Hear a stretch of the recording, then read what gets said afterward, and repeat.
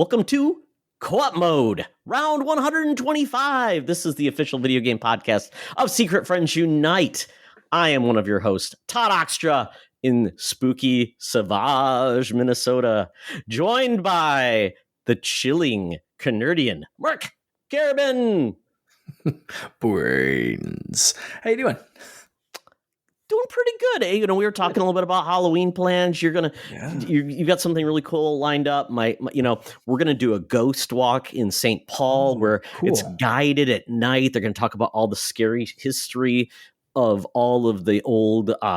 They're pseudo mansions in a way. They're really old, and there's a lot of scary stories. We've done it a long time ago, and it was a bus, and it was great because you had like this tour guide who was essentially playing a role. And then they had with you a dead French maid who was supposedly killed at one of the properties. And she was also there to provide a little bit of comic relief. And so we're excited about doing this one because we didn't do it with my son last time. So Logan will be going along with us. So nice. I'm looking forward to it. And I'm just really enjoying spooky season right now. It's been a hell of a lot of fun watching lots of spooky movies. And hopefully this will be a spooky episode. This is really our Halloween episode because we normally record, and because of everything, and this is going to be our Halloween episode. We tried to do it at the very end, but it's just too rushed, and it would just get out there like the day after Halloween. So it doesn't really work. Nobody wants to be scared on November 1st. No, exactly. No, this is a good time for the Halloween episode. A little lead up. If people listen a little late, it's good. We're ready to go. Yeah. Or just save this for spooky times if you want to be really spooked. Because, Mark and I are both the scariest guys, at least when you look at us. But, we don't need a costume. So with that, we want to thank a chilling thank you for our Patreons. And if you'd like to be a Patreon, check out our Patreon. You can get a 7-day free trial, Mark. Lots of good content. We just put out a spooky episode of The Spinner Rack. It's our comic book show, and it was American Vampire. Very cool Vertigo comic book about vampires. It's a really unique take. So check that out. It's there for free, along with lots of other content. So Mark, who are the cool kids who are our current patrons? We have the Friends with Benefits tier, including Corey and HD, John Sadorf, the Phoenix Sisters cosplay, Banger Bang McBanger, the third Banger, son of Banger of the House of the Bangers, aka Brendan Myers. We have the BFF tier, Sean, Stella, and Henry Nias, Missy Merchant, and Andy Milliken. And we still need to assign John a power-up, do we? Yes. This was part of our changing of the tiers and giving more benefits away, and this is one of those benefits. Mark, might be a curse. This is maybe our scary curse. Shall be cursed with this power-up. It is kind of a spooky episode. Do you have a scary power-up for John? A scary power-up. Let's see. What's a spooky power-up? Instantly that comes to mind is just like Ghost Mario. John can just turn into a ghost whenever he wants to. I don't know what the implications of that would be. Would he astral projection kind of leave his body? Would his body just disintegrate and then reintegrate when his ghost power runs out? Maybe. Is his body unprotected as he's out of it? There's some implications. So I think, my other one, I was just thinking about necromancy and just raising the dead to do his bidding. Which, gift and a curse. I think that one, you got to deal with some zombie horde, and you control them, but maybe you lose focus. I don't know. That's but I think I'll go with John can turn into a ghost. Ghost Mario John. I like that. Yeah. This is the type of ghost that can what was that game on the GameCube? Was it Geist? Geist, yes. Possess everything. A dog bowl. So you possess, the security cameras and then this thing and that thing. Yeah, it's I remember that game. So weird. Let's see. So if I was going to pick and I'm going to do like that, the whole like, it's a blessing and a curse. So like in those Mm. games where you get like a perk, but if you get this, it like reduces your stats. So I'm going to be like, you get extra stamina, but it reduces his overall health.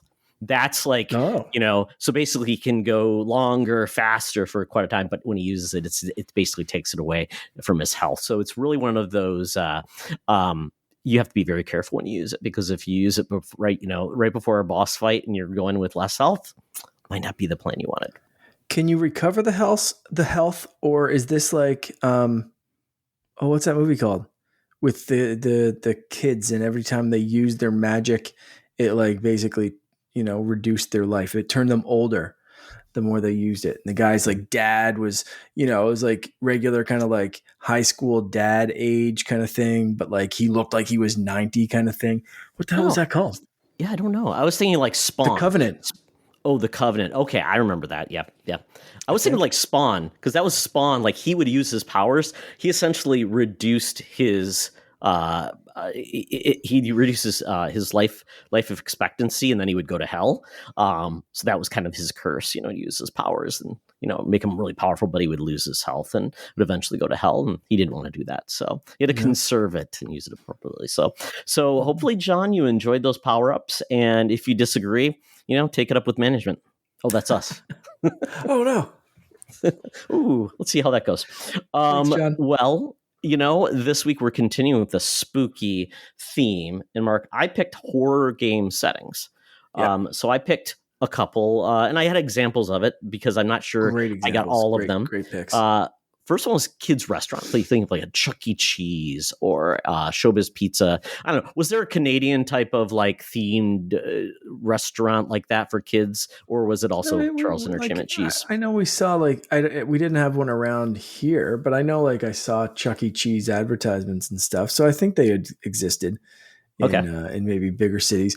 We had one called Boomerangs, which was like laser tag and arcade games and food and all this kind of shit that Okay. that would be kind of like an arcade plus kind of thing. Mm. They did that kind of stuff. So yeah, we get the general concept. We didn't have like the creepy mascots and that kind of stuff, but like I understand the Country Bear Jamboree ness of it all. My hometown, we didn't have a Chuck E. Cheese, but we had a Family Inn pizza place. They showed movies as you watch pizza, so like Tron and things were like that. And they had an arcade, and they also had like one animatronic that was like not licensed whatsoever, but I think it was like a cross between like Darth Vader and like a Cylon or something. It made no sense, but it did move, and it was kind of creepy. So that's kind of like your low rent, like. And it did close, so I imagine that would be a good place to have a horror themed video game. Would be the low rent, Five Nights at Freddy type place, and that's where I kind of thought of that. And Yeah. we've got that actual movie is coming out at the end of the month, Mark. So that Yeah. actually looks pretty good with Logan Lerman. I think is in the lead in that. So actually it looks kind of scary. So I think they nailed it. Next, Mansion. So I reference Resident Evil, which you can see behind me, the Resident Evil Mansion, or Luigi's Mansion if you want something a little bit maybe less spooky, more spooky, less scary, less terrifying. But there've been other obviously mansions that are scary in games, so they're always a good setting. Lots of trapdoors, lots of false walls, things like that. And always a dungeon probably. Yeah. Then the abandoned town. So I thought like Silent Hill or even Last of Us, where you've got towns that have just been taken out and no one lives there, and you just find all the corpses and things stuff like that. So it can be haunted, just can be the post-apocalyptic nature. So those are the ones I picked, Mark. So with these choices, and we'll say buy, rent, return, I guess we got to establish what's the buy. What is that criteria? Is it like the place you don't want to be? Like it's so scary. You like, I buy that this is the most scariest. I don't want it, but it's still it's perfect. Or are you saying not scary, not for me? I want this as my scary one. Would your buy? So what do you prefer? One? I think I think let's make it buy is like the scariest one. That's the best one. Perfect. And then return is like, that's been Eh, done. I'm not interested anymore. Let's, got it. that's it. So Okay. I think that's the criteria we'll go with. I Sound like it. good? I like it. All right. Yeah. So absolutely. So with that, Mark, what Yes. what what would you pick?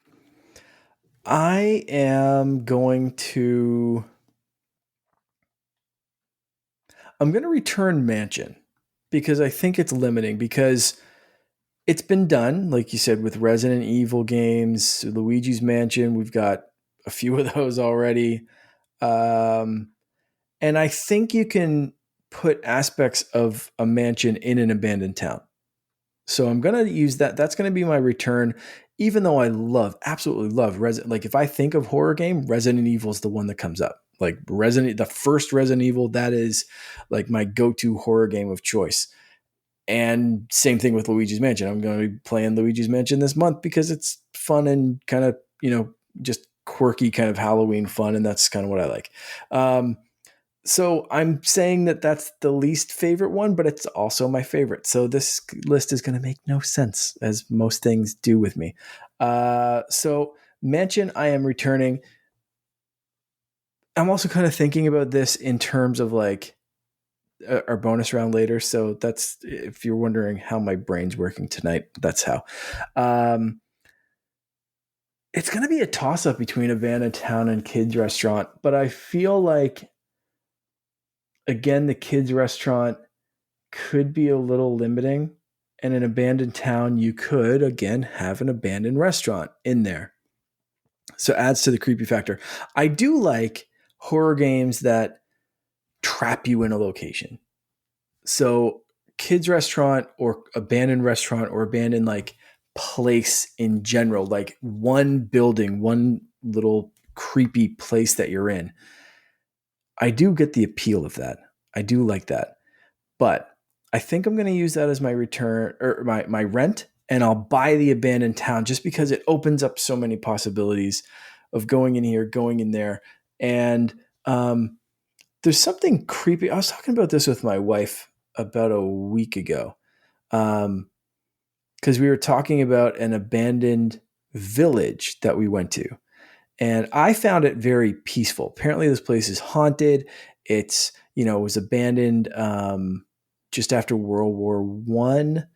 So there's not much left now. It's the foundations and ruins of buildings and all this kind of stuff.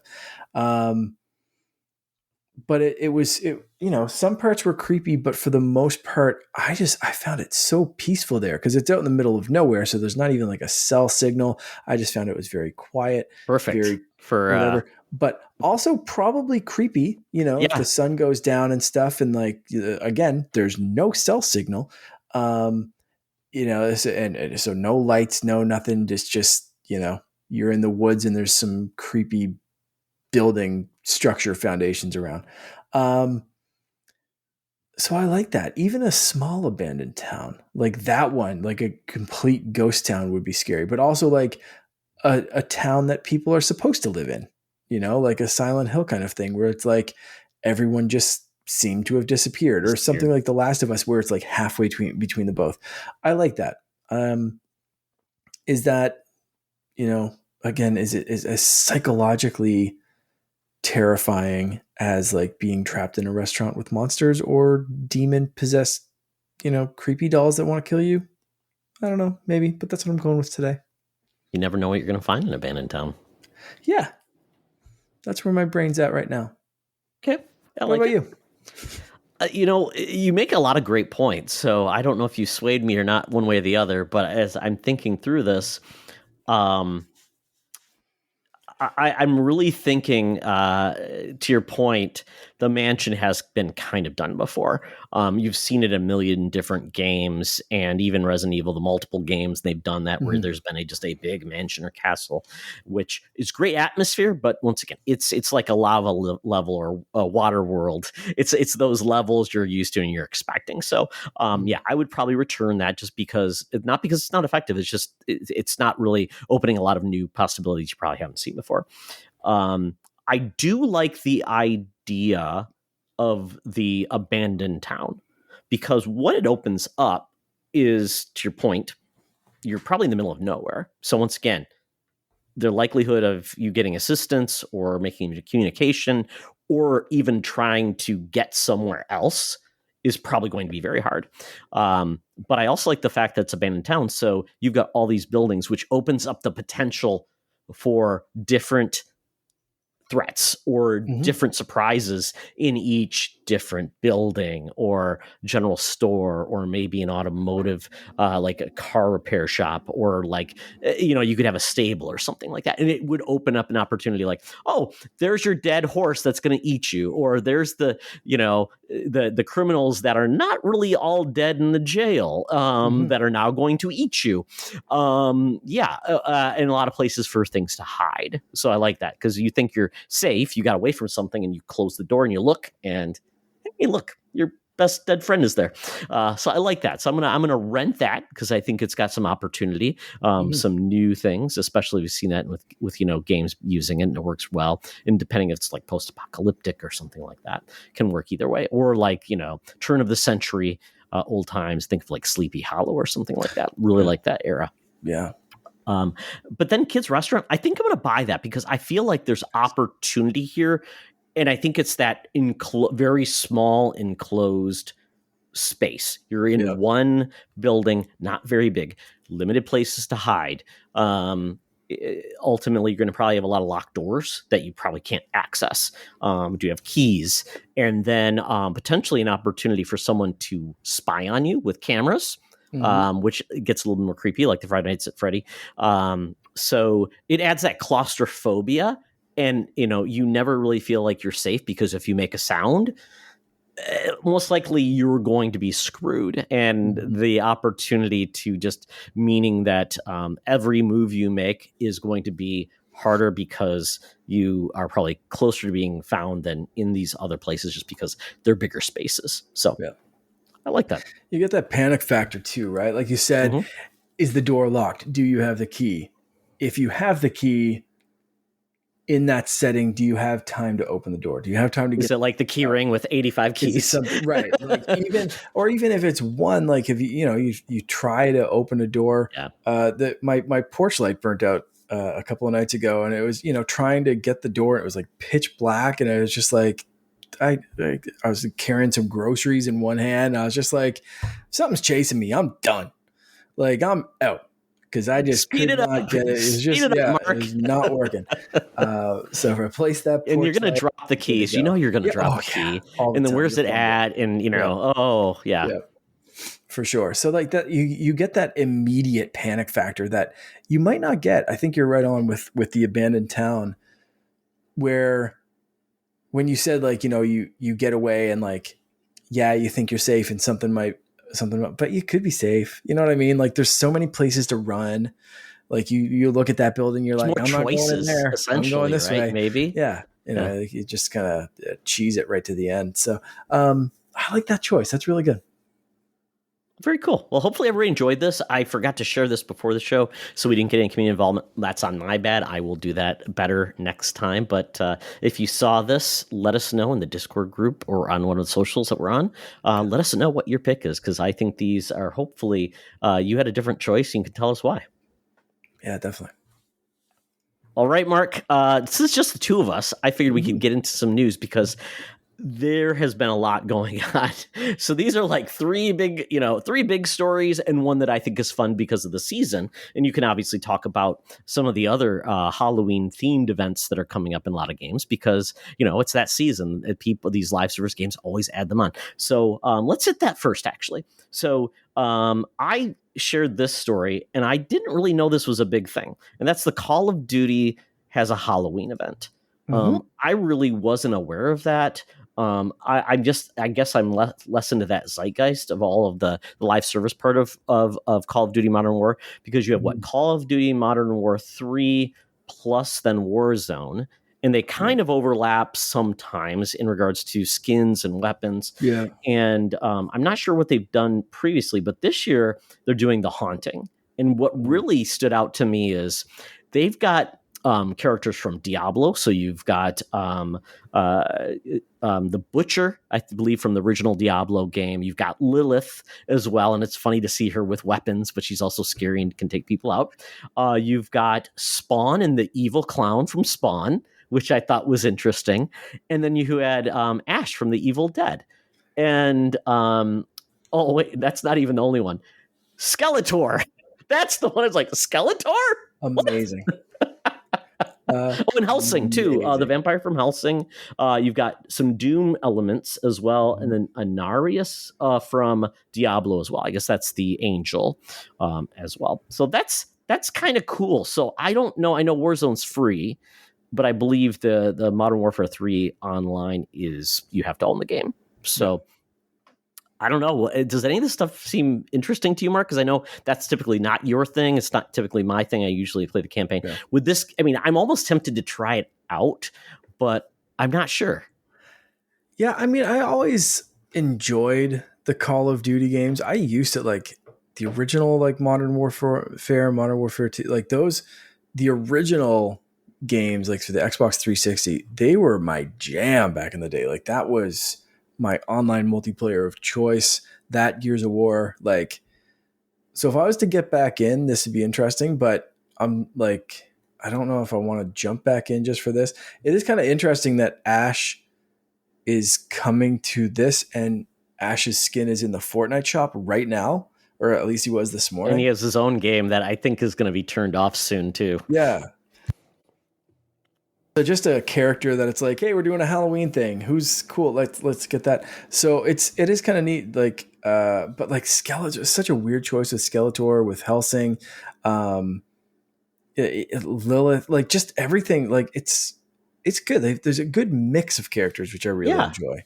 That was weird. And I normally don't think of Call of Duty with like skinned characters. I know I think Nicki Minaj has been in Call of Duty, so I don't think anything's off limits, to be honest. But I guess this is cool. I mean, I think it's neat. They like money, and it's an entertaining event. I dig this quite a bit. And they have a mode called Zombie Royale is coming out. They've got Operation Nightmare. That's also part of it. And and there's Modern War, and then zombies have always been a part of Call of Duty, and so it makes sense that they're just building on top of this. So, hey, you know what? It's there. Try it if you want. But I may check it out. I just it'll probably take me 3 hours to download the 120 gigabytes that Warzone is, but why not? I'll set it and forget it. Mark. Yeah. So.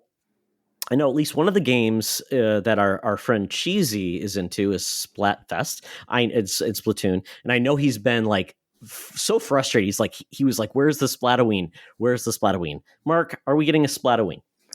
Apparently, yes. So they just released this a day or two ago. So it's a Halloween theme. They are finally doing it, which is very nice, very good.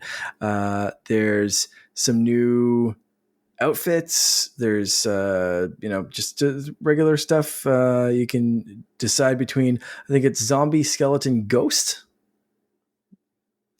And that's your teams. So it's a triple Splatfest, which is always fun. Seems like a good kind of mix. I like that. Is that something they do every year with Splatoon? I'm just not into the game, so I don't know if they do it every year. Splatoween, I think has been a thing. It's been a couple of years since I really got into Splatfest and stuff, but I know they used to do like Halloween themed Splatfest and that kind of stuff. So it's not out of the ordinary, I don't think. So the weird thing about this, I guess not super weird, but it kicks off the 27th and goes till the 29th. So they're getting that weekend energy, I guess, which again is the weekend that I'm going to be away. So I'm definitely not playing this one. But you'd think they just like put this one back, like maybe start it on the Sunday, end it on like Halloween, or even start it Saturday and end it the day before Halloween. It's a really weird timing, but I could just picture like wanting to play this and Is my camera doing a weird thing to you? You're flashing. You got like a night part. You got a party going on in your house. It looks, yeah, the lights were flashing on and off. It almost looked like. There we Must have been go. your That lighting. was my camera. My lights are Oh. fine. I didn't notice. I was reading an article and I came back. Or is there something going on at your house, Mark? This was a spooky Ruh-roh. episode. This is a Uh-oh. spooky episode. Is Lorraine in the background flipping the light? No, the lights didn't go off. It was just in the camera, like in the computer. So if there's weird. something going on, like the lights were all fine here where I'm sitting, but in the computer world, my lights were all bajiggity, which is why I didn't notice because I was reading the Splatfest article. Anyway, I was so enjoying it. I was going to say, unless I had unless I had a seizure because of your lights, I was just going to I'll let it go. apologize to anyone that freaked out. So if you want to be a zombie, a skeleton, or a ghost, jump in to Splatfest. Are those the teams? Yes. Yeah. Okay. You pick one, and then you represent your team, and whichever team racks up the most points, that's who wins the Splatfest, and you get a bonus if you're on that team. Nice. And then I'd be remiss if I didn't bring up Fortnite and what they're doing this year with their Fortnitemares. They're doing Fortnitemares as always. They've got some amazing original outfits, including like a zombie mummy looking guy, like a zombie cat, a zombie looking fish thing, which is in the shop right now, and I thought was hilarious. But the big ones are always the tie-ins. We've had Universal monsters before. In my collection, I have Frankenstein and Frankenstein's Bride, I believe. They're the two that I got in prior years. This year, no Universal monsters, which I'm disappointed with, but we are getting Disney's Jack Skellington. The Pumpkin King himself is coming to Fortnite, and I can't freaking wait. I need it. I really expected them to drop this last Friday, and it didn't happen. I thought they'd drop, because there's like 3 different characters, and there's 3 weeks of this event left until the event / the season is over. So starting it on Friday would have given each of these characters a full week rotation in the shop as a highlight of like, hey, get Jack. Then the next week would be Michael Myers takes over the shop from the Halloween franchise. And then finally you have Alan Wake, who would finish out Fortnitemares and the season, and that would be it. Each one would have a week. I don't know how they're doing it because no one's showed up in the shop yet except for the bog stick, the zombie fish looking thing. So I don't know what they're doing, but Jack Skellington's coming. I check every night. He might be there right now. It switches over at, I think it's around 9:00 local, like my local time. Okay. So it's 10:40 right now. I haven't played since I checked it this morning just to see who was in the shop. And so you never know. Jack could be there and I could have missed it completely because I haven't checked anything. So, but it's fun. They've brought back all the usual stuff, like the pumpkin grenades or the pumpkin like rocket launcher, the witch's broom to get around. There's a new weapon, a wooden stake shotgun, which is very, very satisfying to shoot wooden stakes at people. And there's some creepy stuff all throughout, and then different, missions that you go on and complete the Fortnitemares quest and unlock a bunch of emotes and thingies, and you can collect candy and all the usual Fortnitemares good stuff. So, and then, Horde Rush mode, which is, the kind of zombie mode for Fortnite. So tons of fun, no matter what live service game you prefer. Yeah, I mean, if you like a World of Warcraft, they do a Hollow's End event, which is kind of neat because one of the horses looks like almost the horse from Sleepy Hollow, has like a fiery flamed hooves, things like that. Destiny does their Festival of the Lost, which is fun. You do essentially trick-or-treating, and you get really crappy masks that are made of like paper mache, and those are kind of fun. And then Overwatch typically does their kind of like a PvE event, which is always fun, but now they're charging for the PvE stuff, which kind of sucks. But yeah, they're doing a Overwatch Diablo crossover this year. No matter what, so no matter what you like, there's probably something out there just to get your spookiness on. So enjoy that. And if you're looking for a recommendation for a fun Halloween themed game, get Costume Quest. It's great. It's wonderful. It's Yeah. wonderful that I think they made 2 sequels, or they made a sequel to it. Really one of my favorites. Logan and I loved that quite a bit. Great games. Great games. Yeah. Well, when you're done playing some spooky games, now it's time to talk about the rumors, Mark. And we've had quite a few. So the one that's the newest is the fact that there are rumors now that the Switch 2, whatever we're going to call it, is launching with it's going to take a playbook out of PlayStation and Xbox and essentially have a model that is physical plus digital and a model that's only digital. And it's a little muddy because there are some people saying that it's going to be all digital and it will not be backwards compatible, which would be weird. And the one that has physical would be compatible with your cartridges plus your digital library. I'm thinking it's the opposite of saying it won't be backwards compatible with your cartridges, but your digital library, everything would work on it. It's just the fact it doesn't have a cart. So obviously it can't work with the carts. So that doesn't make any sense. That's one of those rumors that you're like, that doesn't make any sense. Because like theoretically, you would think hardware.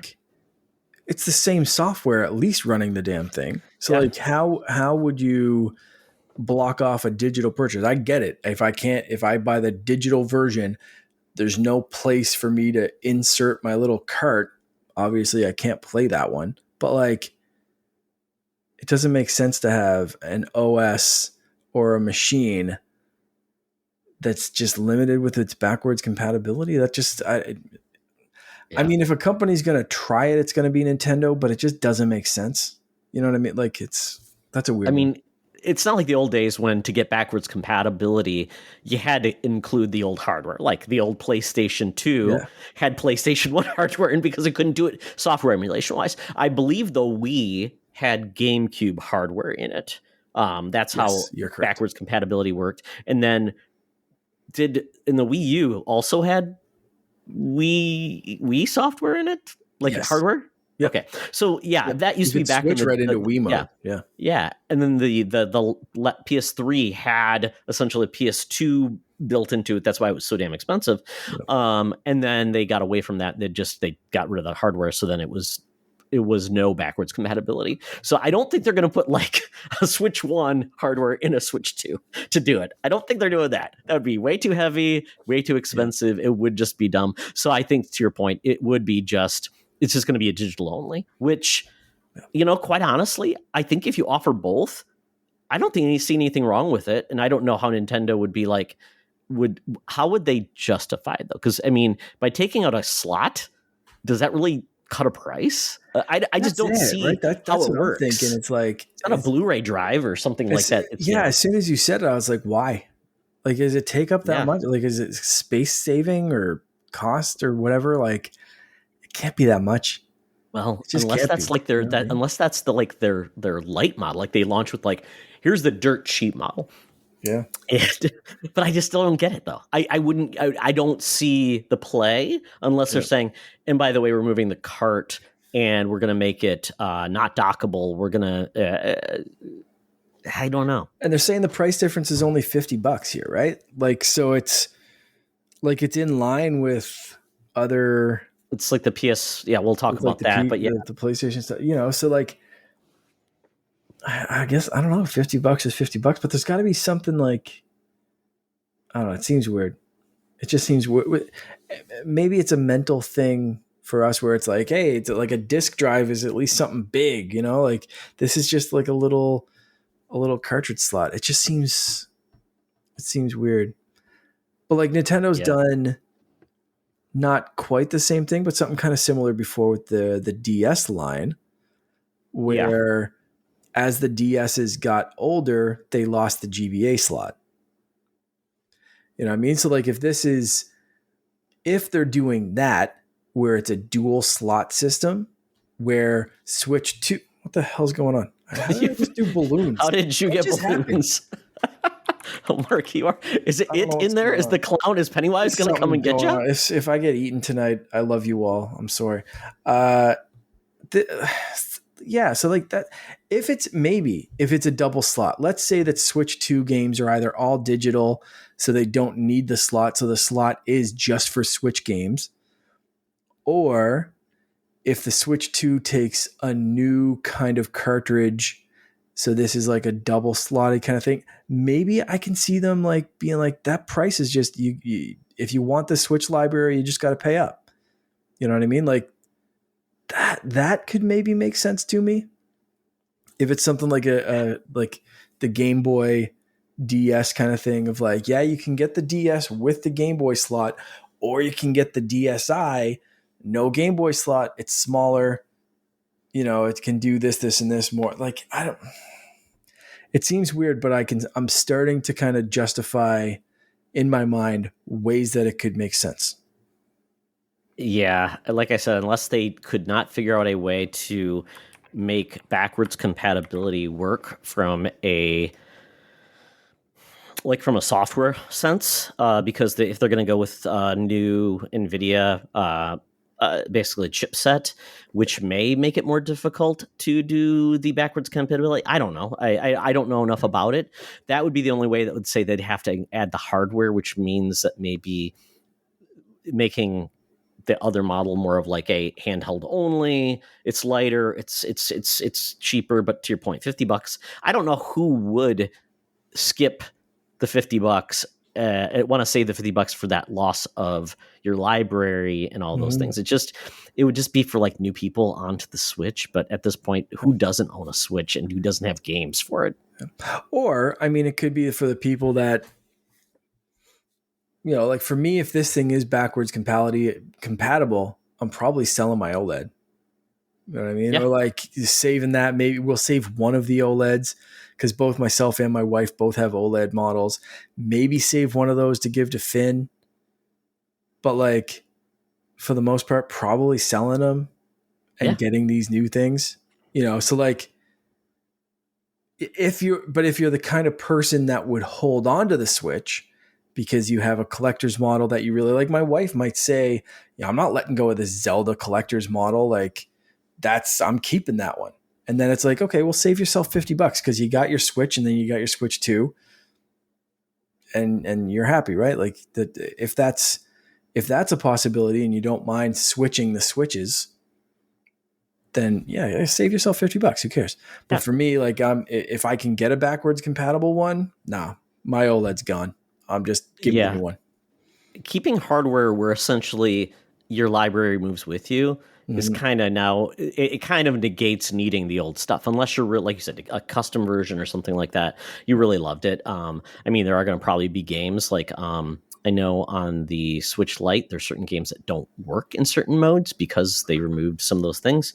Yeah. So maybe you're more likely to get rid of that than the other one. But yeah, to this point, I mean, it's a weird one, but we're in now like prime rumor time because the Switch is going to launch next year, the Switch 2. Oh, yeah. So we're going to hear more and more about this. It's just a matter of when we actually get anything revealed, but we're going to get those weird screenshots of like somebody had a Switch and they mocked it up, and I can't wait for it. I love that. Just it's so much fun just to understand, guess what it could be. Yeah. And, we'll be surprised if they don't do anything special. I still think we'll be surprised because like they did just what we thought. Oh my God. Kind of like they merged their console and thing. And that's what we always wanted. Oh my God. Yeah. Yeah. I can't believe Nintendo actually gave us what we want for once. Yeah. It's shocking. Exactly. And remember, like, Nintendo's probably like tricking people and doing these weird things. Quite honestly, that's not what people love the most. They actually like just the games and playing them on a cool system. Yeah. Who would have thunk it? Yeah, exactly. Insane. Well, we'll have more of these to come. But the other part that was funny was the price. $400 and $450. Those would be the most expensive systems Nintendo has ever launched. The Wii U is the most expensive they launched with $350, and then the OLED is at $350. But yeah, they could have charged, quite honestly, $400 for the Switch because there was demand and people would have paid for it. Yeah. Well, these next two are just news stories. So the next one is basically, we've been waiting for this to happen. Xbox has now officially acquired ABK, Activision Blizzard King. They've made adjustments over the deal, which is, I think, the best thing out of this. They got scrutiny. They made concessions. Yep. They had to basically give a little bit away to make this deal work, which is what you want. You want Mhm. this to not be like every company just absorb anybody and like, do whatever you want, and it's for the worst. So I don't think we would have gotten as many streaming deals out of this as possible. We would have not gotten guaranteed. Nintendo would have been, coming to the party of Yeah. Call of Duty in the future, and Sony playing hardball obviously got what they wanted, was Call of Duty going forward. Yeah. But Microsoft spent, or Xbox, well, Microsoft spent $69 billion to get ABK. And Bobby Kotick will be out of the company by the end of 2023. So that's a win, because it will make hopefully a better culture for the studios and the developers. I believe, Mark, there is like over 20 studios that will be Merging. joining. Like King itself has 11 developers, which I didn't Yeah. realize, And really which is great. gives Microsoft an instant mobile developer wing, Yeah. like of that. It's wild. Like people, again, we've said this before. People focused so much on Call of Duty, and that is important for consoles. But Microsoft, I don't want to say they didn't care about that, but I don't think that was like one of the things near the top of their radar for this acquisition. Like, I don't think people understand how important King is in this acquisition. Like, mind-blowing amounts of like just revenue and And development power and like just that's what they're after. it opens the world up to billions of consumers. Yeah. I mean, mobile does. I mean, Yeah. and this would lead you the lens to think, well, does this mean we're going to see Microsoft go back to a Windows Phone? Where would they go? Because I know what they don't want is to have to pay the iPhone, the Android tax Mm-hmm. on their stores. I know they're talking about getting a mobile store. I don't really know how that works, because I don't think Apple will want you to do that, because Epic tried and they kind of, got caught and got their hands smacked. I don't Well, think I think Google why does. Microsoft has been in Epic's corner quite Yeah. vocally. I think it's because of this acquisition. I Yeah. think they kind of saw what was up. They saw what Epic was trying to go, and they're like, "Yeah, 100%, give us our own store." You go, boy. That Glad ties it's into you and Game not us Pass as trying well. this. Yeah, yeah. Yeah. It ties Take a into hit for it. Yeah. to Game Pass as well, and different things of like just Apple basically, but like, oh, you can play these games, but you can't stream this game. You can play this thing, and you can't, have this subscription, but you can have that one. It's just like Apple makes up all these dumb rules that kind of benefit themselves Mhm. but not others, and it's almost like they write these rules specifically to be like, yeah, Microsoft, like, screw you, like, hey, Steam, screw you. But there are some regulators that are eyeing Apple, and the newest Apple devices are, I think, a direct reflection on that, of Apple getting out with things with like, so that the newest iPhones have USB-C Mm-hmm. instead of a lightning connector. And that is Apple getting out in front of it before they were forced to do it. Yeah, by Europe. Right. Mm-hmm. It's only going to take one place to do the exact same thing with stores, like, hey, Yeah. open up this walled garden of an app store you have. Like, the app store exists on a Mac. On this Mac that I'm recording in front, I can get the App Store. It's great. It Yep. means everything that's in that App Store, Apple has vetted. They trust it. It's secure. It's this. It's that. It's whatever. For the most part, whatever. Things can leak through, just like the App Store now. But like, that's a great place to go for certain things. But like any other computer, I can go on whatever website I want to and download whatever thing I want to from anyone. Whether I trust them or not is on me. It's my device. I can do what I want. If you get a MacBook for your mother, you can say, hey, Mom, here's the App Store, just like on your phone. Trust this place and don't trust, like this, anything else. Yeah. Like, you can kind of lock things down like that.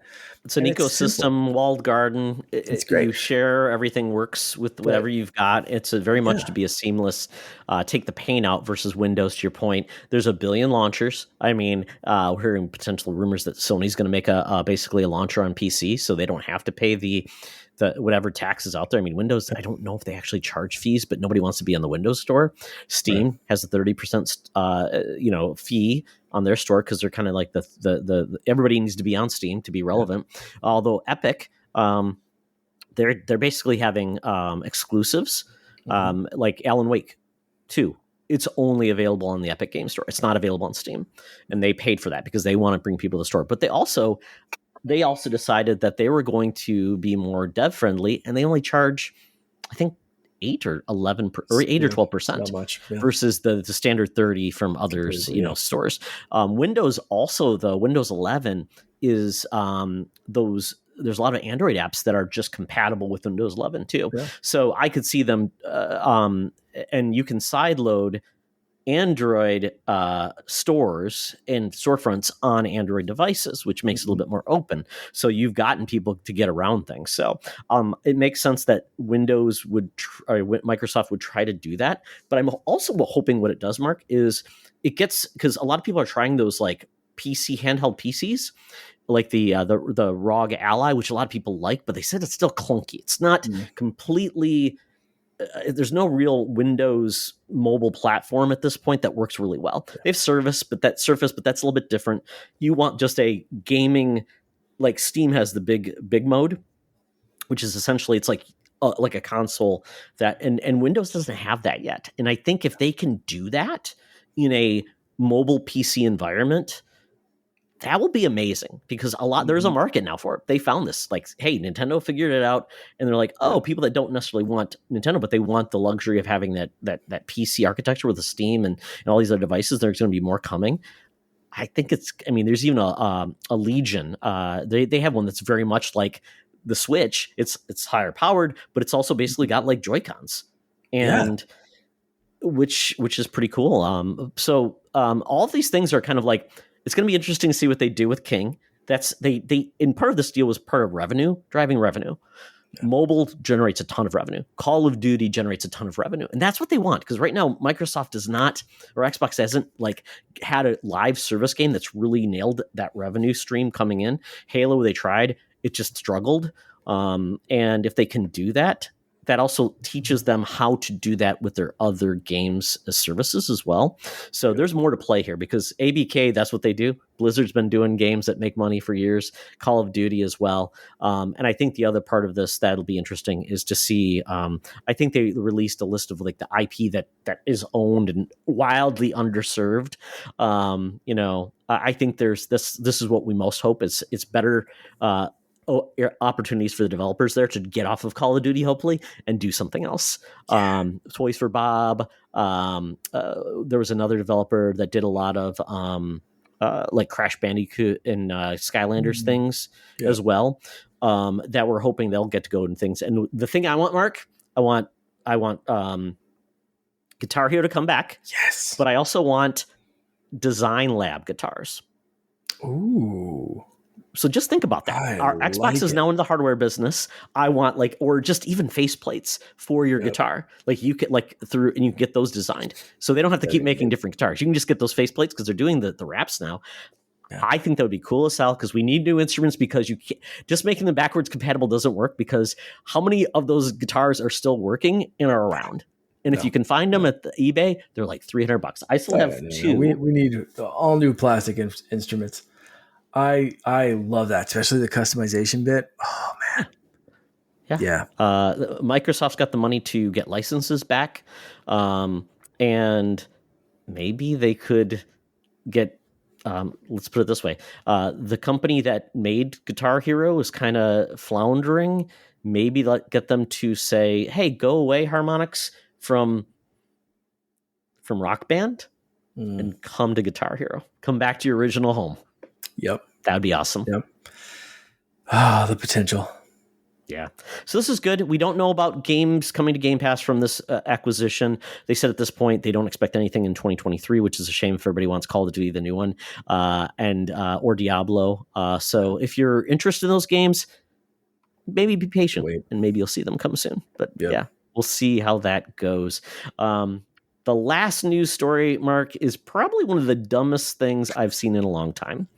I'm a Sony guy. I really am. But I got to call them out. This is the dumbest thing I've ever seen. I get why they're doing it. It just is coming off as really greedy and short-sighted. And if I were you guys, I'd buy a PlayStation now, either the digital edition or the regular, because what's coming, unless you just want a smaller PlayStation, that is the PlayStation 5 is getting its first really real redesign. It's not called a Slim. Officially, it's just the next PlayStation redesign. It's 30% smaller. The only improvements I see is you are getting 175 more gigabytes of hard drive space, which is interesting. They are adding more USB-C ports to this. It is smaller, and it does have, if you buy the regular one, then basically there's going to be a disc-based one. It's essentially nothing has changed, and you're going to pay the same amount. The only thing you have to pay for is a horizontal stand, which is dumb as hell. Which is good. $30. All the marketing materials are horizontal. Is it, or is it? So the horizontal stand comes with it. It comes with like a little toothpick. Yeah, it just looks like this little plastic device. If you want to go vertical, which they've shown is the one you have to pay for, and that's $30 more. So essentially, if you want to get the same PlayStation you get now in the new model, new design, and you want to do it vertical, you got to pay an extra $30. Yeah, and you get a little bit extra hard drive space. So I would say don't wait. Get one now. Get the Spider-Man 2 edition if you can find that. Get the regular one. Get a digital. That's $400. Get those now, because once those run out, you are not getting a choice. You're going to have to pay more for the same capabilities. The only benefit of this system, Mark, is they're kind of getting into the mode of they only have to make one PlayStation model now. Yeah. And now they're going to have the ability to add a drive onto any PlayStation 5 going forward. It's ingenious for them. It reduces their manufacturing costs. Yep. The only difference is that they have to have boxes. I'm surprised they actually even offered any with the drive, to be honest. I'm surprised they didn't just say the core model is $450. Yeah. If you want to drive, it's separate, because that would even cost even more. Come on, Sony. Why aren't you milking more money out of us? So what do you think? I mean, I think this is dumb. I get why they're doing it, but they're essentially adding costs to what you can buy now. So it's a price increase, and they're getting more savings on top of that. Yeah. I kind of agree. I'm all for space saving, where my consoles and stuff it's not a big space. So if I were to get a PlayStation 5 now, I honestly don't know exactly where I'd put it. Probably behind the TV, but even that has like my Xbox is already behind there. That's where my modem, my router is. There's already some space back there. So, and I'd also want it to have proper ventilation, and that's part of the reason why my Xbox is back there that way. So that is one of the issues with the PlayStation 5 for me. So anything that can reduce that a bit is good. The rest of it, like you said, is kind of like pooping on like any kind of excitement. I don't know. Like, it's just, okay, fine, cool, whatever. Like, I don't know. I don't get it. I get it from a company standpoint of them wanting to just, like you said, produce one model. And like, if you want to buy it with the thing, it costs $50. If you want to buy it later, it costs $80 with the drive or whatever. But like, okay, cool. I don't know. You should buy, I know this is like the regret model, right? You buy the full on, so you don't have to regret doing it later and you pay more. But there's going to be people that are like, oh, I'll save $50 and not do it, and then you regret it, and then you spend because you can get the add-on drive for $80. So I do like the fact that this does allow physical to still continue, Yeah. even if you made a bad decision, you don't have to buy a whole new box, which is nice. So I guess in that purpose, anybody spent $400 on a digital version, like, oh crap, I wish I had physical. You don't have to buy an extra $500 console. So I guess that is the only silver lining. Yeah. And with Microsoft coming out with a all digital X in the future, what we've heard when they talked about their leaked plans, I could see Xbox doing something similar, just adding a drive Absolutely. and just go all digital. But hopefully they'll do it smarter and they'll be like, we want to get people on digital so they buy more games, don't trade them in, things like that. So we should make that cheaper and more enticing. So that's where I don't understand the Sony's position. Yes, it's cheaper, but yeah, it's a weird mix. Not what I was expecting, to be honest. No, for sure. And it is interesting because like this came out last week. This week, I've seen a couple of rumors about different places not selling Blu-rays and DVDs anymore, not selling physical games anymore. Like Walmart, I think, was listed in one of those stories. I think it's the gaming one. I think there's rumors that Walmart is going to stop selling physical games, which is like, that's crazy. Holy crap.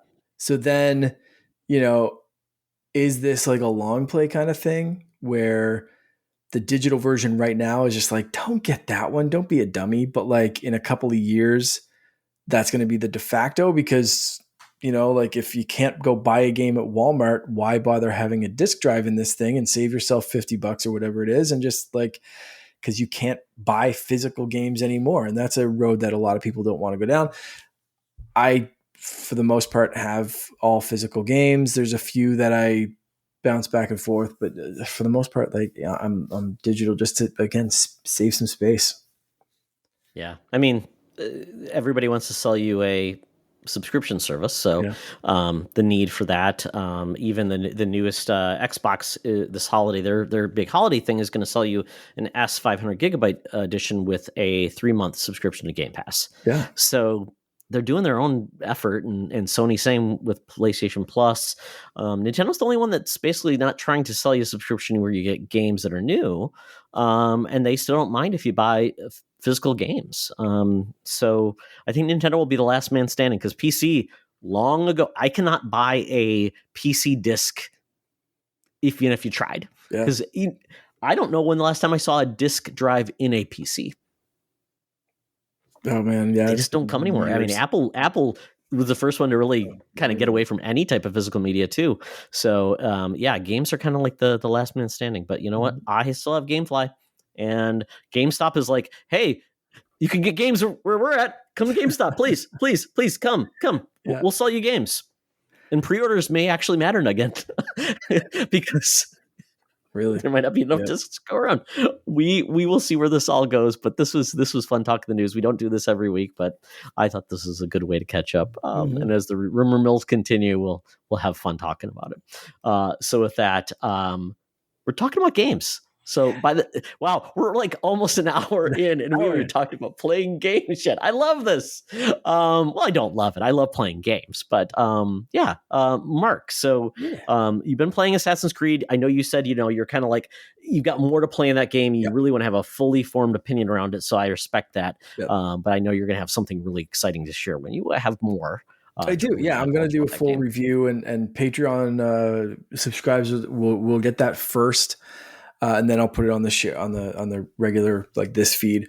So I'll have that as soon as I'm like completely finished the game, and I'm still working on that one.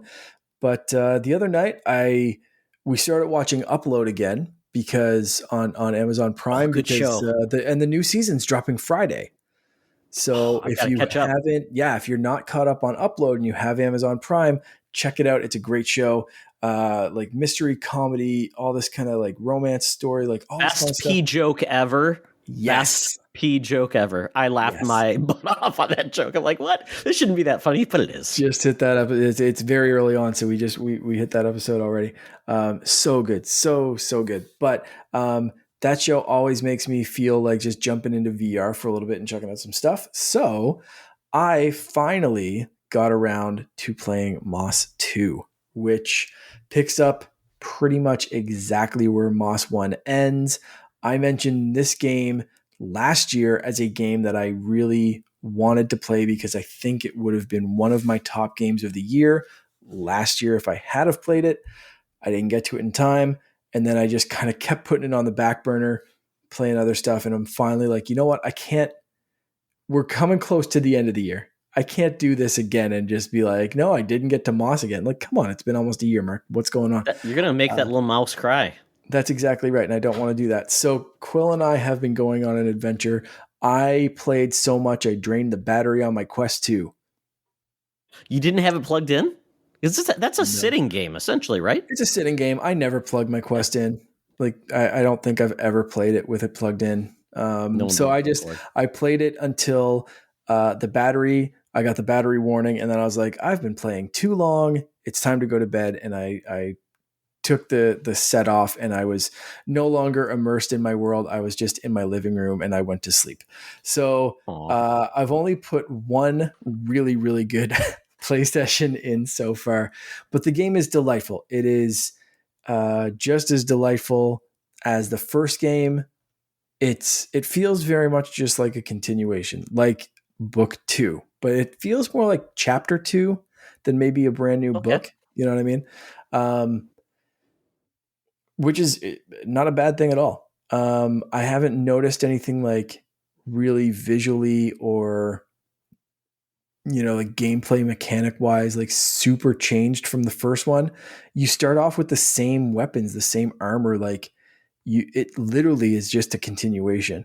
I already got a new armor piece. You pick up another sword, but then you kind of trade it back and get the sword that you finished the game with. Like it's very, very much a continuation. And I should have looked this up first, but I don't know if it read my save file from Moss 1 and continued then. Okay. Or if it just defaults to like, this is what you should have finished the game with. Here you go. Here's Moss 2. I'll have to look that up. Do you feel like you missed out by not finishing Moss 1? Oh, I did finish Moss 1 completely. You did. Okay. Yeah. So got it. So it's basically does it have that's what I mean. Like I finished Moss 1 and like picked up Moss 2, and it felt like it was just like, okay, continuing this game. Like it's picking up exactly where I left off in Moss 1. So if anyone knows the answer to that, like, does it read your file? Has anyone picked up Moss 2 without playing Moss 1? Because they do kind of give you a little refresher recap and kind of get you caught back up on the story and then drop you back into the storybook. But it's amazing so far. I love it. I absolutely love it. I can't wait to go play more this week. And I kind of play that as a little palate cleanser in between Assassin's Creed, because I'm still working on that. But that's really it. I've been doing that and playing Fort Nightmares, which I already went into detail with, so I'm not going to bore anyone with that. Todd, I was thinking about this. I was looking up Moss Book 2 because it's on Steam.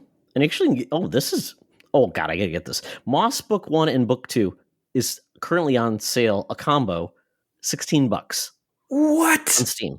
Oh, yes, because Moss Book 2 is $20. So why would I already own Moss, so it's not doing anything, but I will do that. And maybe crap, I wish I could just get the Steam code and just give it away, because I already own it. So I wish maybe that's the way to do it. I don't know. But I played Moss through Steam, through my Steam VR library on Quest. So I didn't have it through my Quest library, and I played it there. And it makes a huge difference if you have a good PC to do that. The screen doesn't change, but the horsepower does. And I really wish I had played more. My Quest is actually away, and it is always dead when I go to play it. So I got to figure out something like that. But I've got in-laws coming. And also I'm going to relatives for Thanksgiving. So I think I'm going to bring the Quest with me and just scare the poop out of them by playing like Vader Mortal, because that always scares people when they climb. They find out people are like, they have height issues. So I think I'm going to get back into it, Mark, because I've got my new PC, a lot of horsepower there. I'm assuming, and that uses the Oculus Link technology, is basically physically connected. I've done it with wireless Virtual Desktop, which is Right. kind of cool too. Works really well actually, because the Quest 2 works great wirelessly Yeah. through PC. That has that Air link, but the Quest 1 didn't. Unfortunately, it's not very good.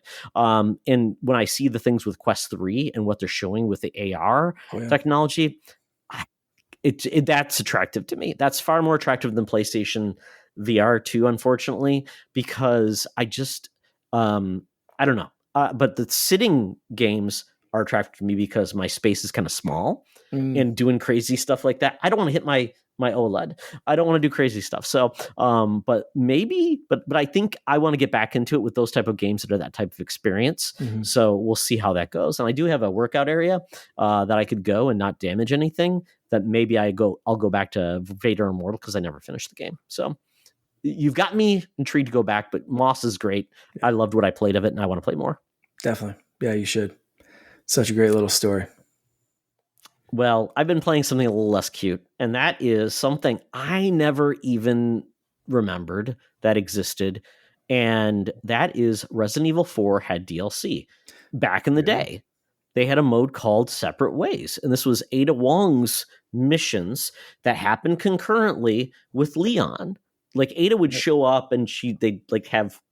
I love their relationship because it's really like Ada likes Leon a lot, but she has to be protected and she has to take care of her stuff. So she's cold-blooded. Leon thinks she's just only out for herself, where you find out that Ada's really helping Leon along the way. You know, she's got a cold exterior with a warm inside heart. And this was originally on the PlayStation 2. I don't know if it was on the GameCube or not, that they had the Separate Ways mission. Like I said, I didn't even know it existed because I played it on GameCube. Well, they have redone Separate Ways and brought it to the Resident Evil 4 remake, and it was $10. So I bought that. I got the game back from GameFly, and I loved it. I couldn't stop playing it. The gameplay is fantastic. Ada's really cool. She has a grappling hook, and then you get some upgrades where you can actually use it in combat, where you can pull away people's shields, which is fun. She uses it to traverse, like when you're fighting a boss, like you can get up on top of roofs and go after them. And I loved it. I thought it was wonderful. I loved how and I can't compare it to the original one, how different it is, but I loved how they just basically would showcase her as she was kind of witnessing what Leon was doing. And you find out that the only reason Leon really survived that initial mission in the village, we talked about it, spooky village, was because Ada actually made it happen. So she was kind of like his guardian angel along the way. Cool. I really love this. I thought it was awesome. Probably about 5 to 6 hours of gameplay, but well worth it for $10. It was amazing. It got me back into Resident Evil. I loved it. Can't say enough about it. The difficulty wasn't too bad. Maybe I was playing on medium difficulty, but if you played it higher, oh my goodness, it would kick your butt. But loved it. Great game. Resident Evil 4. Glad I got back to it. It was spooky time. So it's perfect for me. Time to play it. That's awesome. Oh, absolutely. Yeah. And then the Dark Pictures Anthology. I've talked about this by Supermassive Games. They do Until Dawn, The Quarry, and then they do this series called the Dark Pictures Anthology. Mm-hmm. And this is the 4th game that I played in the series called The Devil in Me. Until Dawn and The Quarry are their best games. The Dark Pictures Anthology feels like the B movie version of that, like where the budget's not there, the people in the game are not there. Like typically those games, Until Dawn and The Quarry, have like stars, like people you know. Right. There is no one you know in these games. They do have an overarching, like almost like not a narrator. He's kind of like the guide, and he's in this room. And he's kind of like almost like the Watcher in Marvel Comics, where he can't intercede, but he's there to basically document stories and decisions. And he's cool. He's this cool cat. He's British, very cool. And in his lair, you see the old posters for the previous games, almost like memories that happened. So I played the Man of Medan. Right. There was something in the Ashes, which was the military one where you're basically in Iraq, which was kind of a cool, different take on things. There was one game I didn't play, which I heard was not very good, but this most recent one, I have played a little bit. I haven't played the whole thing, but basically I got through the intro mission which was kind of like that, like a lot of horror films. It's like, this is like not part of the full game, but gives you enough that gets you in. Kind of like if you think of Scream with Drew Barrymore, and like you have that part. And then it shifts to the actual real game. So this game is about North America's first serial killer, H.H. Holmes, which, if you've heard about him, he killed like over 200 people potentially around the turn of the century. And that's where we kick it off. And you get to be part of one of his murders. And it fast forward to modern times. Basically, it's almost like a paranormal investigation team where they're invited to a guy who is essentially recreated H.H. Holmes' mansion or hotel in a remote island village, Mark. And you don't know much about this. Exactly. So that's the premise. So I love the setup. I love the premise. It starts strong, but wow, the acting is not strong. The movement is kind of clunky, and I don't know where it's going. I kind of know where it is, but I'm not 100% sure. A lot of red herrings, a lot of characters. You're like, and this game series is all about choices and consequences. That's all it is.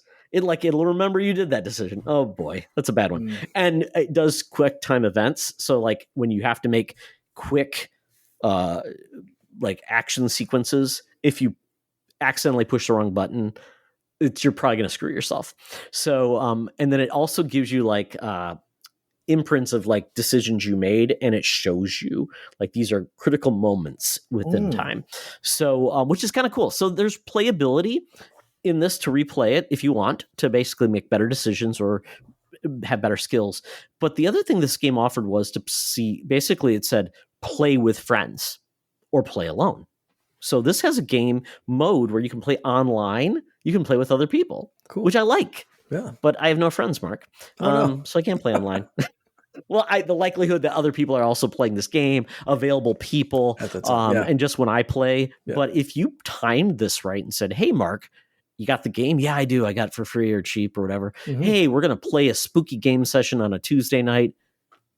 I think this is perfect. I'm playing on Xbox, got it through GameFly. I think you can get this game for like, if you want to just buy it for like probably $20-25. It's not bad, but it's fun. It's like you said, this is B horror gaming series that I love. I've always played these games. I really, really enjoy them quite a bit, even though they're not the scariest thing in the world, and they're not that like, but I love the decision making, and I just like what they've done. So I'm going to be playing this until, quite honestly, when the biggest games drop this Friday. It's Spider-Man 2 time coming, and also Mario Wonder, which I used my voucher on. Nice. Awesome. Yeah. Are you also getting Wonder, or what is your plan? Oh yeah, definitely. We're talking about if we want to use a voucher or get it physical, so we can kind of trade it back and forth. So we haven't pre-ordered or purchased it yet. And I don't know, with trying to finish Assassin's Creed, I don't even know if I'll actually get it this Friday. Okay. Or if we might wait until November, when things slow down a little bit, because the next few weekends are even quite busy. Yeah. So this might be like a save for my birthday kind of game, and we'll see, because that's early November anyway. So it might be that. So I will get it for sure in the very near future, but I don't know if it's going to be Friday quite yet, because I still haven't made a decision if I want to go pick it up physical or if I just want it most likely always on my library digital. But we'll see. Well, it's funny because I was looking, some of the pre-orders you can get from like the stores for it when you buy it physically are fun. They've got like just stickers and things. Nintendo does better than anybody else, because I'm like, I actually canceled my Spider-Man 2 Collector's Edition because the statue is too big for my collector's cabinet. So I'm like, crap, it's 19 inches tall. That's a lot of Spider-Man. I can't take all that Spider-Man, as they would say. So I need to get the game. So I'm like, are there any cool pre-orders that are out there physically if I get that? So I'm waiting to find out how I'm going to get the game, but I'm going to definitely play it because the reviews are coming out. It's like a 91 Metacritic. So I'm all in on that series. So Mark, once you finally get you have access to a PlayStation 4, so you could play Miles Morales and the old Spider-Man, but this game is I played the original PS5 only. Spider-Man. I loved it. Yeah, Absolutely loved it. I yeah, didn't play Miles yeah. Morales, and yeah, I really need to Miles is eventually get better that. than Yeah. the first one, which is great, and then this one is it's even better because it's both Spider-Mans, Yeah. two Spider-Mans in one. Two is What could better anyone than ask one. for? Yeah. Exactly. Yeah. All right. So that's what we've been playing, folks. Let us know what you've been playing, and if you have thoughts on any of the games we've been playing, let us know. But with that, we're getting to the bonus round. So I gave Mark two choices, or three choices actually, what to do this week, and he chose create your own horror game. Mm-hmm. So basically, we're basically saying each of us are going to create a horror game where we have to pick the developer, the setting, a protagonist, and the style of game. So think of like survival, Metroidvania, something like that. So that is what we're going to do. Last year we played Make a Family-Friendly Game Horrific. So we're trying to do something a little bit different every year. So stay tuned next year and see what we choose next. So with that, Mark, since you've already got yours set, take it away. Okay. So I kind of went, I don't know if I'd call this full horror, but I think it would be fun to play for like spooky time. And it could be like, depending on how you play it or how hard they want to go developing.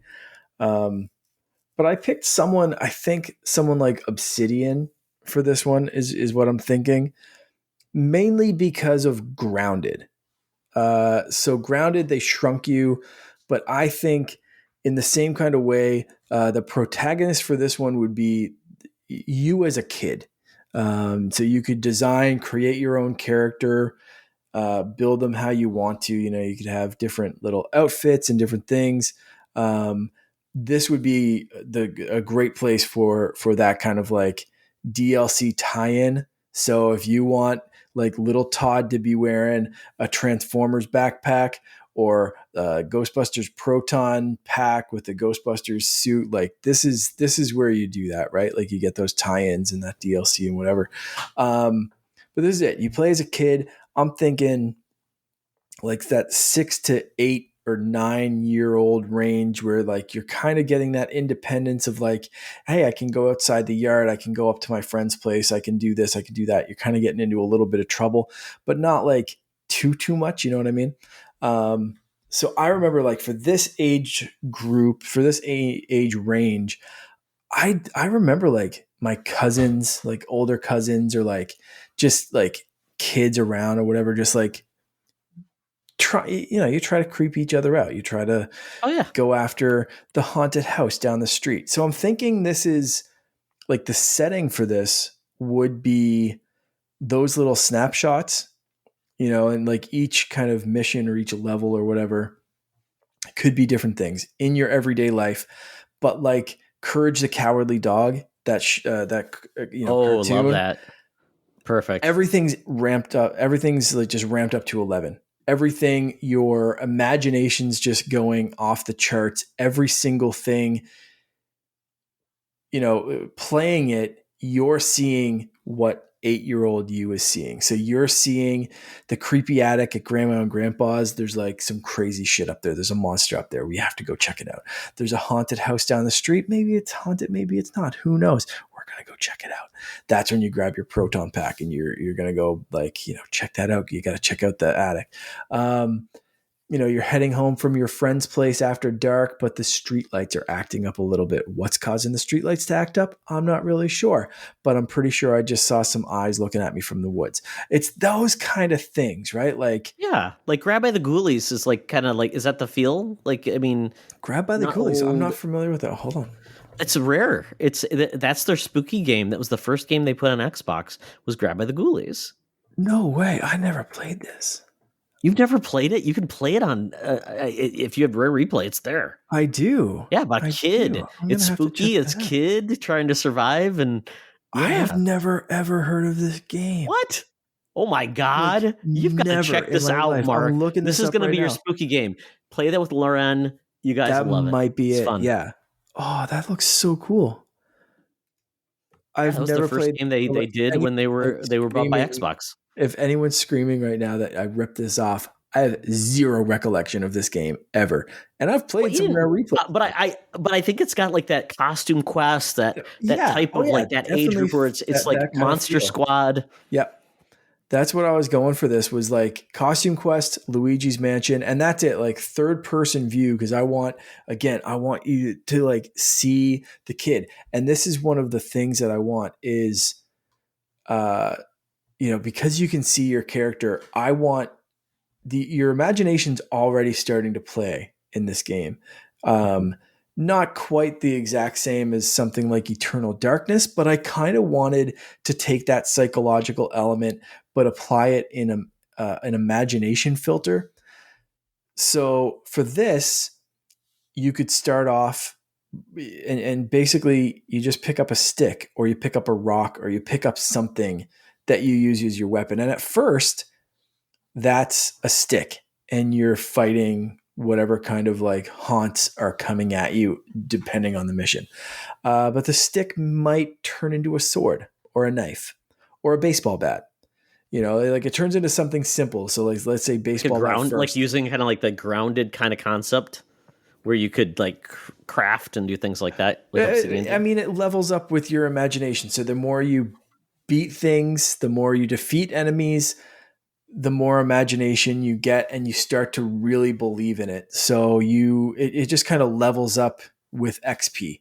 So the more you get, the more things you defeat, the more XP it goes, and the stick suddenly becomes a baseball bat. The baseball bat suddenly becomes a sword. The sword suddenly becomes a lightsaber. And then Okay. that becomes, a bazooka or whatever you need for that end game boss, or the mission, whatever it becomes, right? So like the same kind of thing. If you're fighting ghosts, it becomes like, your stick or whatever becomes like a little pea shooter, a BB gun, becomes a real gun, becomes a energy pack like the Ghostbusters would have. It becomes like whatever you kind of need for the mission. You're using that childhood imagination to be like, okay, I need this, like, and I see Finn doing that all the time, right? He'll pick up these little blocks and we use them. These blocks are from like a marble run game. So like I set it all up and I build things and it goes, like he hits the switch and the marble goes down and around and sets something off. But he'll pick these up and he'll be like, he'll stack, like he had a stack here with like 4 on it. And he was like, this is my lightsaber. And he's just coming out, or like he'll go like this and it's like his pew pew. So like I see him do that kind of stuff. So when I was coming up with this idea, I was thinking of that, of like 4 stacks of a block is a physical weapon. Then it's a pew pew if you hold it like this. Like it's anything you want. Like you break it in 2 and you've got like something, or like you put a string on it and it becomes nunchucks. So the more things you find, the more things you beat, the more your imagination just kind of takes it away, and the scary things become a little less scary, and you have to just kind of face your fears if you can. If you get overwhelmed, don't worry, you can just run away. That's an option. Just bail. But that's kind of the thing. I've also been playing Celeste. I didn't mention that, but there were some missions, Game Pass missions for Celeste. So I've been like, that kind of factored into this as well, of that like climb the mountain, face your fears, you can do this kind of thing. So creepy psychological stuff, but also like a whole lot of like fun, imaginative kind of thing. So it's like horror game in a loose sense, Luigi's Mansion style.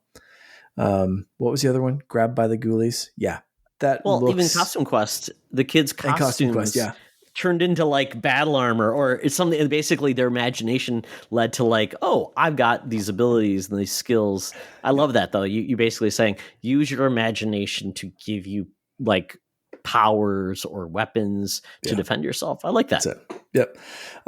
So that's I didn't. The only thing I didn't think of was a name for this one. I was trying to think of like growing up or imagination kind of name. So if anyone listening has an idea for a name, hit me with them in the Discord channel. I want to hear your names, and I'll try to come up with one too, and I'll post it after I see a few that are posted as well. And I'm sure someone will come up with something better than what I do. Nice. I like that, Mark. Because it's hitting on a lot of different areas that are kind of like fun. Because kids like to also play scary games, but they don't want to be too scared. So I think that Yeah, works for dude, all we ages. used And if to you make it like. fun, yeah.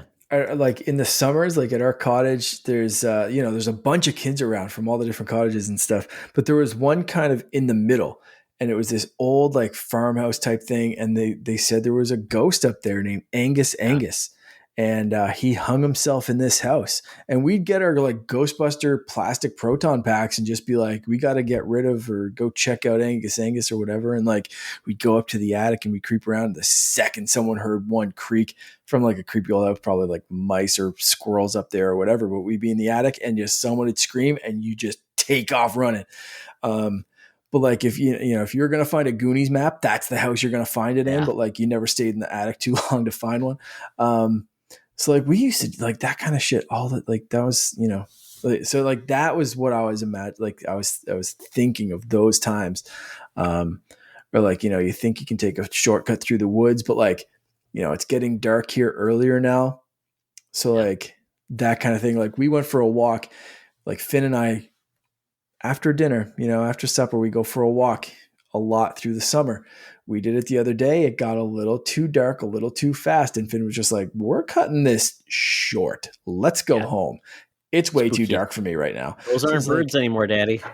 That's it, right? Like it was just kind of like it was like just we can see the house. And he was just like, I don't like this. No, we're turning around. I am done with this. So that's where a lot of this played in is just watching that of like, dude, exactly where we are. And it's just like, nope. There's some creepy shadows. Look a little I different. want to go. So it was like, quickly scoop him up and take him. So that's where that all came from, if you're wondering.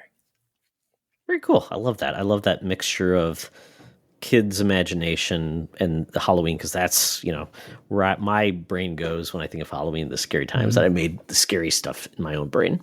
So very cool, man. So what are you thinking of? So this kind of came out of just in my brain, because I was thinking of like games that I like, and I'm like, oh, what could I work? How could I recapture that in a different way? So Mark, I'm thinking my game would be in the style of Dead Rising 4. So if you remember Dead Rising 4, so it was like the fourth Capcom game, where this one was on the Xbox One, and it was great. And it was also on PlayStation, I think, but they just really refined the gameplay. Basically, Frank West, he's a photographer. He's got to basically take down zombie hordes. There's masses of them. And the fun is how you battle them and take care of them, but it has a cool storyline as well. It's really fun, but it's imaginative as well in the gameplay. But it's about a zombies hordes and just having a good time taking them out, but in that type of setting. So I'm taking Capcom Vancouver is the studio who made that game, so I'm going to use them, because quite honestly, I don't know what they're doing. Maybe they're making Monster Hunter game, but I don't know. They're going to make my game though, because Marvel's going to say, hey, we want you to make a game because I said Marvel. That's right, folks. I'm making Marvel Zombies, the game. Oh, that's awesome. Yes, Mark. So my cast is going to be the Marvel's Midnight Suns. So Midnight Suns is Ghost Rider, Blade, Werewolf by Night, Doctor Strange. Think of anybody that has anything to do with the occult, the supernatural, Dr. Voodoo. Add them on, maybe Moon Knight as well. They're in this cast. And they're going to be swappable, whatever, or you can play cooperative and you can play with 4 other people as well. So it's almost a kind of a mode of like the Marvel Ultimate Alliance or the old X-Men Legends as well. So think of like that type of game, but more of a 3D setting then rather than the top down. And the settings are going to be the Xavier School for the Gifted. It's going to be the Savage Lands. I think of like zombie dinosaurs and things with Kazar and Zabu taking on Sauron. They're going to have the Avengers Mansion. So you think of like Scary Mansion. There you go, Avengers Mansion. And then Fantastic Four Freedom's Tower. I mean, you could do Manhattan. You could do you could do the Sanctorum as well. Think of any place in the Marvel universe you could go. But it's going to be, people are going to be able to be upgraded with their powers, the ability to take down zombies, and you're going to see zombie versions of villains and also heroes that you have to take down.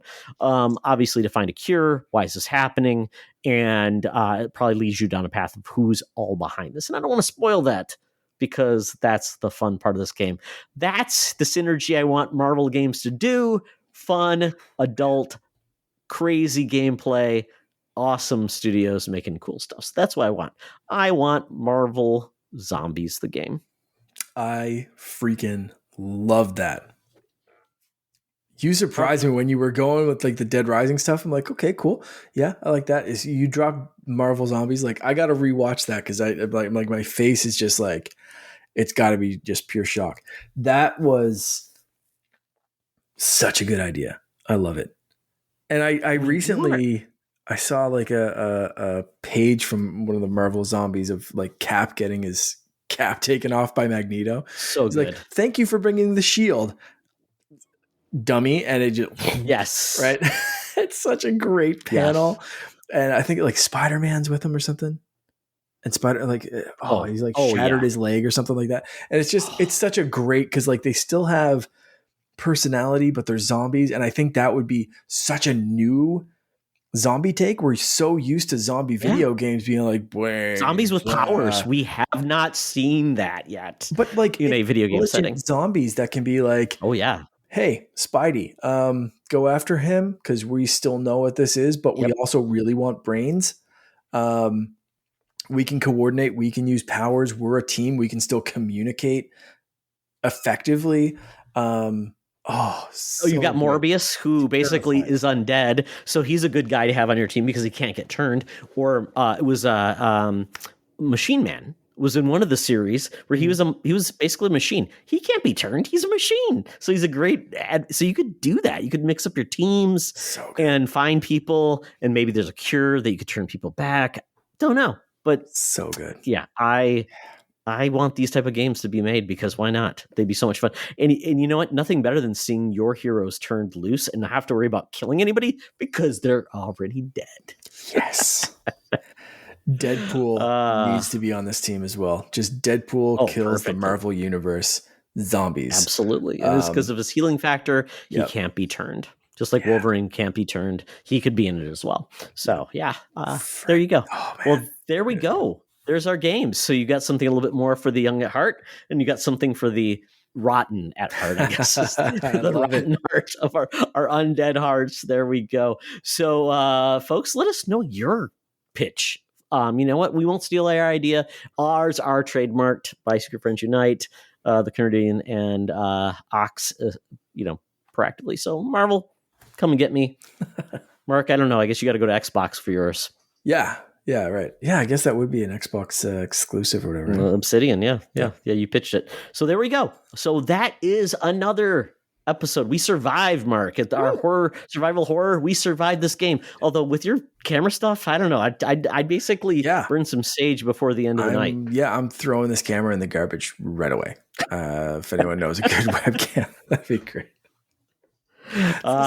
Very good. Yeah, this is a fun episode. I always love the spooky season. It's fun. Let us know, folks, what your spooky season plans are. We've got lots of fun stuff planned. If you got costumes, share them with us as well in our Discord, and you can join us there. So, Mark, where can people follow you in this spooky time? You can follow me everywhere at _Canardian, whether that's X, which I've started checking a little bit more often, not a ton, but a little bit. Threads, Instagram's like the best place to find me for sure, or our Discord channel. That's the best place to find me. And if you want me on Xbox or Switch, it's just Canardian. Perfect. I'm doing a lot more on Threads. T-Oxtra on Threads. Instagram, I'm tied there, so my stuff goes both places anyways. And then Secret Friends Unite is on Instagram and Threads as well, at Secret Friends Unite. So we get our whole title. Very, very cool. So if you're there, friend us, follow us, and share so people can find us as well. We're also still putting stuff on X just because it's there and has a bigger audience, but that's where we want to play, is in the place that's probably going to be a better place for us in the long term. And for myself, I don't make it simple. If you want to game with me, I'm Sparty on 98 on Xbox and Switch, and Sparty on 1998 on PSN. It's so simple enough. I think I finally figured out what's going on. I've upgraded to the latest version of Mac OS, and now there's like reactions that you can do. There we go. And I can have lasers. All right. So there's So things I can do now. So maybe your movements caused your distress. I think so. Yeah, I think that's what was going on. I was probably so no sudden movements, Mark. No, that's it. I gotta stay very still, or just turn that feature off because I just figured out how to turn it off. Yeah, but there we go. And I just saw perfect. Was that a phantom cat behind you? Oh yes, just yes. disappeared. In my mansion. I've got cats. I've got dogs potentially. Yeah, don't worry about it. I like black cats. What could go wrong, Mark? So yeah, follow us. Make sure we survive this, guys. This might be our last episode. Who knows? Probably not. So thank you, Mark, for joining me on this scary journey in the world of video games. It's always a pleasure. And remember, folks, it's always better to game together. This podcast is part of the Secret Friends Unite podcasting network. Visit secretfriendsunite.com for more great shows, articles, news, reviews, and more. Secret Friends Unite podcasts are available on Apple, Google, Spotify, and other podcast services around the world. If you'd like to be part of the conversation, you can join us on Facebook or our new Discord server, or follow @SecretFriendsU on Twitter. Please subscribe to Secret Friends Unite on YouTube and visit our merch store at tpublic.com. Just search Secret Friends Unite. Thanks for listening.